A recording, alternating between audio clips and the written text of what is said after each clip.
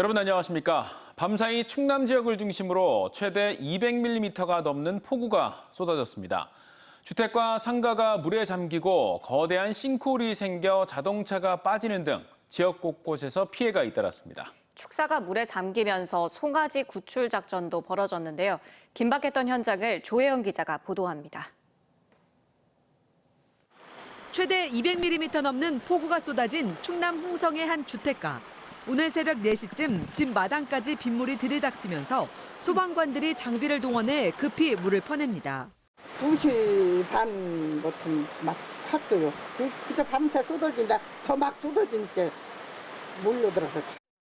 오전 3시부터 4시간 동안 시간당 70mm 넘는 물폭탄이 퍼부으면서 지대가 낮은 홍성읍 오관리와 오감리 등 주택과 상가 건물 18채가 물에 잠겼습니다. 빌라 지하 주차장이 침수되면서 차량 9대가 침수돼 12시간 동안 복구 작업이 진행됐습니다. 새벽 2시 넘어서부터 현재까지 배수 작업 중에 있습니다. 이 도로가에서 흐르던 그 빗물이 지대가 낮은 쪽으로 이렇게 침수가 됐습니다. 식당에도 물이 들어차 온종일 배수 작업을 벌였습니다. 가슴까지 찬 거예요. 3시 20분부터 소방서 119로 신고해야지 소방서 3대가 와서 물 품어내고. 홍성천에 설치된 간이 보행자 다리는 불어난 빗물에 휩쓸려 유실됐습니다. 오전 6시 10분쯤엔 당진시 시곡동의 한 주차장에서 5m가 넘는 싱크홀이 발생해 승용차 한 대를 집어삼켰습니다. 밤새 80mm 넘는 비가 쏟아지며 약해진 집안에 갑자기 땅이 꺼지면서 주차된 차량이 빠진 건데 다행히 인명피해는 없었지만 주변을 아찔하게 했습니다. 오전 6시 25분 예산군 신양면 불원리에선 축사가 물에 잠겼습니다. 축사에는 소 80두를 사육하고 있었는데 태어난 지 얼마 되지 않아 물에 취약한 송아지 10마리가 익사 위험에 처하자 출동한 소방대원들이 긴급 구출했습니다. 무안천의 수위가 상승하면서 예당 저수지 수문이 개방됐고 주민 2명이 마을회관과 친인척 집으로 일시 대피하기도 했습니다. 1시간 동안 74.5mm가 넘는 폭우가 쏟아진 아산에서는 곡교천의 수위가 밤사이 2m 넘게 상승하며 둔치와 자전거 도로가 침수됐습니다. 공주시 유구읍에선 주택이 침수되면서 90대 노인이 갇혀 119 소방대원이 긴급 구조에 나섰습니다. 주택과 상가 침수 피해만 38건에 충남 소방에는 급배수 지원 77건, 인명구조 5건에 8명, 안전조치 52건의 신고가 접수됐습니다. 세종에서도 최고 143mm의 비가 내리면서 하천 뚝이 넘치고 주택이 침수되는 등 10여 건의 피해가 접수되면서 종일 복구 작업이 이어졌습니다. TJB 조혜원입니다. 코로나19 확산을 막기 위해 한 달 넘게 지속된 대전 지역의 사회적 거리두기 4단계가 오늘부터 3단계로 내려갔습니다. 당초 다음 주부터 시행될 것으로 검토됐지만 장기간 이어진 4단계 피로감에 확산세가 안정되면 즉각 단계 조정을 하겠다는 방침에 따른 조치입니다. 장서영 기자입니다. 70명 안팎으로 치솟았던 대전 지역의 코로나19 확진자가 지난달 28일 16명, 29일 30명 등 최근 나흘 연속 30명대 이하로 떨어지면서 사회적 거리두기가 4단계에서 3단계로 하향 조치됐습니다. 지난 7월 27일 수도권을 제외하고 광역단체 중 처음으로 4단계라는 초강수를 둔 지 36일 만입니다. 최근 일주일간 264명의 확진자가 발생했으며 하루 평균 37.7명꼴로 대전의 4단계 기준인 60명에 한참 못 미칩니다. 고강도 거리두기로 집단 감염을 잡았고 대부분의 확진자가 가족과 지인 접촉으로 감염 연결고리가 줄었기 때문으로 분석됩니다. 거리두기 완화에 따라 장기간 영업이 금지됐던 유흥시설과 콜라텍, 노래 연습장 등에 대한 집합 금지는 해제됐습니다. 다만 밤 10시부터 이튿날 오전 5시까지는 영업이 금지됩니다. 식당과 카페도 밤 10시 이후엔 포장과 배달 영업만 허용됩니다. 실내 체육시설과 학원, 영화관, 독서실, PC방 등에 적용됐던 밤 10시 이후 운영 제한도 풀렸습니다. 사적 모임의 허용 인원은 그대로 4명으로 유지되지만 상견례는 8명, 돌잔치는 16명까지 가능합니다. 또 각종 행사와 결혼식, 장례식장은 49명까지, 종교시설은 좌석수의 20% 이내로 참석할 수 있습니다. 3단계로의 조정은 시민 한 분 한 분 그리고 업소를 운영하시는 분들의 자율과 책임을 바탕으로 하여 참여 방역이 반드시 선행되어야만 성공할 수 있습니다.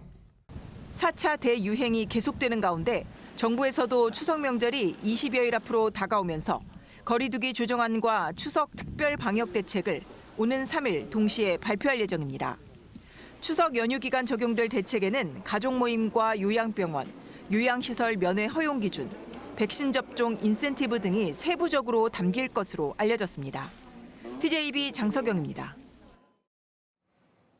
현재 3단계인 충남은 최근 외국인과 공장지대를 중심으로 확진자 수가 늘면서 당분간 거리두기 완화 가능성이 낮은 가운데 충남도가 8월 말 현재 1차 접종을 마친 비율이 70.9%, 2차 접종률은 39.3%라고 밝혔습니다. 또 60세에서 64세 접종 완료율은 67.1%, 65세에서 69세는 86%, 70세에서 74세는 89.9%며 고등학교 3학년 학생과 고등학교 교직원은 94.7%가 접종을 마쳤습니다. 하지만 최근 확진자가 쏟아지는 외국인은 겨우 15%만 2차 접종을 마친 것으로 나타났습니다. 빗속에서 집을 나섰던 90대 할머니가 실종 40시간 만에 무사히 구조됐습니다.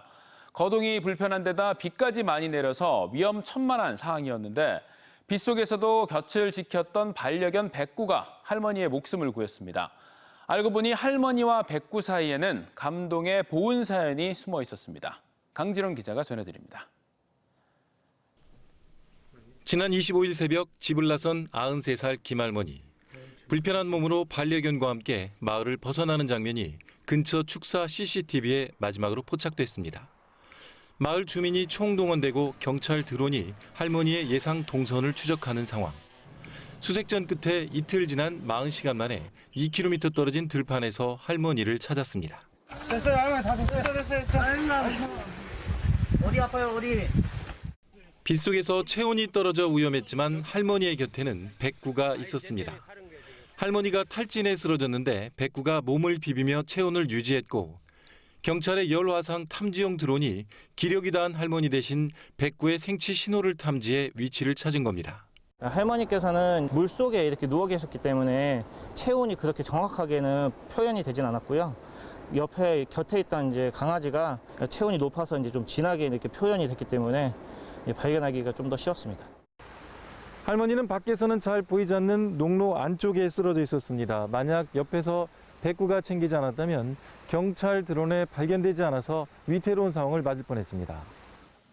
유기견 백구는 3년 전 대형견에 물려 사경을 헤매다 할머니 가족이 구해줘 인연을 맺었습니다. 이후 할머니와 백구는 한시도 떨어지지 않을 만큼 둘도 없는 사이가 됐습니다. 얘가 정이 더 우리한테 더 했는지 하여튼 잘 쫓아다녔어요. 쫓아다니고 그 은혜로 할머니를 더 구해줬는지도 모르죠. 코로나19로 힘든 시기 주인을 살려낸 백구의 이야기가 진한 감동을 주고 있습니다. TJB 강진원입니다. 내일 총파업을 예고한 보건의료노조가 정부와 막판 협상에 나선 가운데 대전 충남에선 타결 여부와 관계없이 파업을 강행키로 해서 긴장감이 고조되고 있습니다. 보건노조 대전 충남지부는 파업에 동의한 전체 조합원 7,500여 명 가운데 90% 이상이 예정대로 내일부터 총파업에 돌입할 예정이며 건양대병원과 을지대병원, 천안단국대병원 등 대전, 충남 13개 병원이 파업에 참여한다고 밝혔습니다.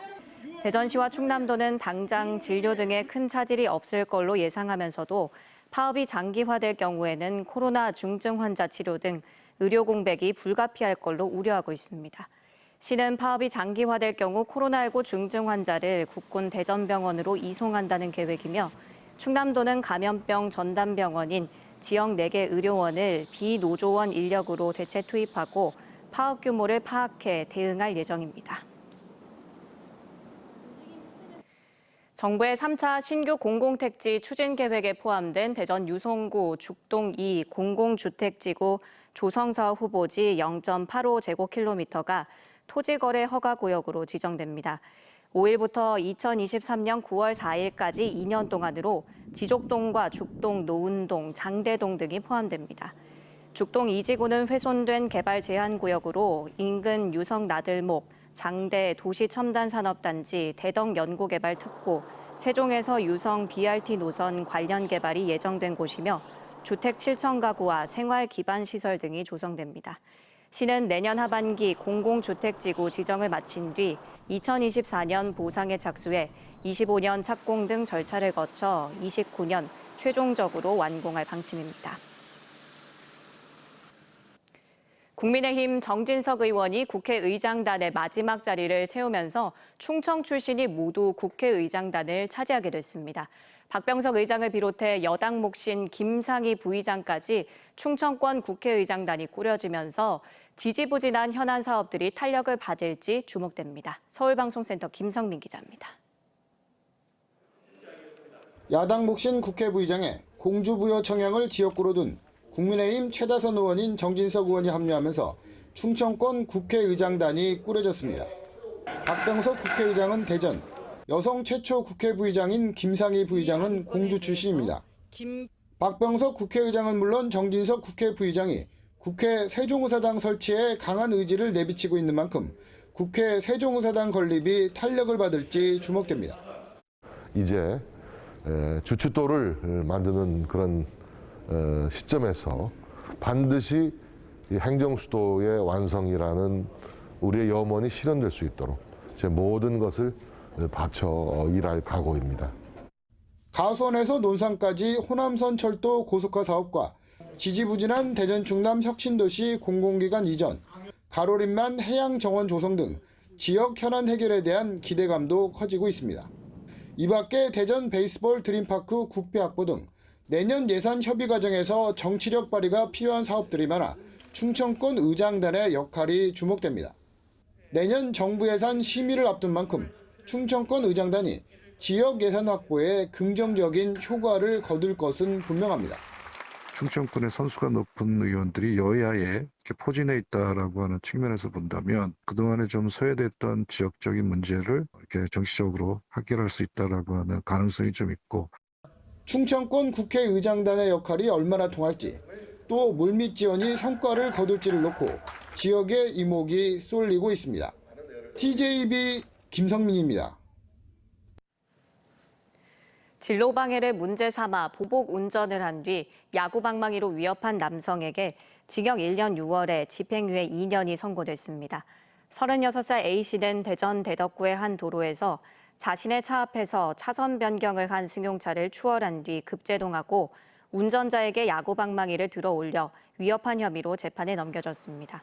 대전지법 김성률 부장판사는 보복 운전에다 둔기로 위협까지 해 피해자들에게 큰 정신적 충격을 줬다고 판시했습니다.